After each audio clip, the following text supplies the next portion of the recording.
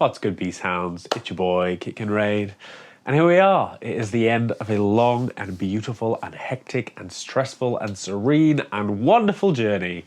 And we stand on the precipice of a new, long and beautiful and hectic and serene and wonderful journey. It is the Sunday evening of the year when we reflect on what we've achieved, what we've enjoyed, and the things we wanted to get done, but just didn't.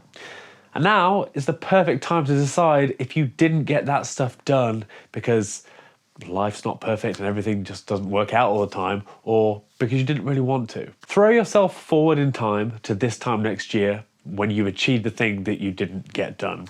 Are you really proud of having actually done the thing, or did you just do it because you think you should do it or somebody else wants you to? And I say, if it's the latter, let it go. It's not worth the internal turmoil of beating yourself up for not doing something that you don't really want to do in the first place. Which begs the question, what do you want to do and how will you achieve it? Make sure that you are making that process your New Year's resolution. It's cliche only because there are people who will find the bad angle of everything, but New year, new you. Yes, you can be anyone you want to at any time, but that doesn't make this a bad time to do it. This is the perfect time to do it because we're all in it together. We have a support network and we have positive vibes. I don't think of myself as a hippie because I hate bongos, but I do think that there's a lot of power in simple, positive thinking. I like to think about the new year being a cleansing tide that sweeps away with it the driftwood of habits that I want to let go and brings with it new opportunities for growth. Genies in a bottle that I can harness to be a better, more accomplished version of myself this time next year. So my 3 wishes for this year are features, seasons, and skills. I like to condense my resolutions into snappy titles because to me, it's powerful. I do have a plan behind all of those, but when I inevitably waver and I don't want to do the thing anymore, I have a 1-word spell that I can visualize and banish any hesitance that I might have. I can argue with create 1 video a month that is interesting in its own right and a longer or more significant project than a 3-day video, don't skimp on the effort, but I can't argue with features. While we're basking in the end of shift job well done feeling, because you made it, you did a great job. I mean, we all made stupid decisions at times, but we survived them, we can learn from them, and from tomorrow, we can choose to wake up better. I just want to shout out a couple of incredible people I know and give them the Great Gatsby champagne glass. Firstly, you've seen him on the calendar a couple of times. He won Beast Games this summer. George French. Oh, yes. He started the year not in the best shape. He set some New Year's resolutions with plans. 1, train consistently. He wanted to be in the best shape of his life by his birthday. He was. He wanted to lose weight. He was around 89 kilograms, and I want to say he's lost 13 kilograms, maybe more, and been building muscle. He went from being sort of middle back of the pack at last year's games to being number 1. He also wanted to write some music and perform at an open mic night. Well, I recently went to see his band play at Worcester's premier music venue. He wanted to do some more art. He's done a lot more art, including our Beast mascot and the basis of the skeleton on our Depth Before Dishonor jumper, available soon. It might sound like I'm playing as Pink Oboe here, but I just want to demonstrate the power of actually setting goals, and doubly so, being brave enough to make them public so that you feel accountable. He's had a great year this year, and I'm proud of him.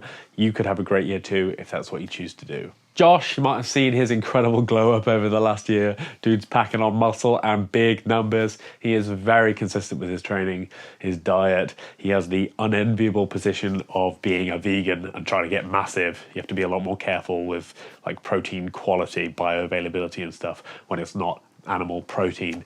He's doing great. In fact, I'm not embarrassed. We had a squat session a few weeks ago, and despite him only been training for like 2 years, he out squat me, and I was very proud. And now I guess I have a reason to focus on my squat. Dan is an absolutely stealthy weapon. He is consistent without waver from training. His form is indisputable. He's just quietly getting stronger and faster and more robust. You cannot beat consistency, and he is like a clock. He has a great mental game, and I honestly believe that if he concentrated on the protein quantity in his diet, he could be a real threat at this year's games. There's literally nothing else holding him back, and I would love to see it. Alex might be terrible at Apex, but his form has been coming along gangbusters, and I feel like I was watching him, I looked away, I looked back, and then he was just really strong, and I'm excited to see how he gets on this year. If he gets a few more sessions in and dials his diet in, he could also be a bit of a contender. One of my newer guys, Joe, who I'm not convinced isn't a cyborg, turned up only a couple of months ago looking like a strong breeze might take him down. And his first session, he was doing incline push-ups, as in regressed all the way back to just like leaning against a tree and pushing. Well, last week, only a couple of months afterwards, he did a weighted pull-up with almost half his body weight. His rise to strength has been meteoric, and I can't wait to see what's coming this year. We throw a competition called Winter Warrior, where the points are allocated by body weight, and he's very strong and very light. So yeah, I'm excited. Sarge set a goal of 50,000 push-ups this year, which he's smashed. I do feel a little like he's drifted this year. I feel like Sani's drifted too.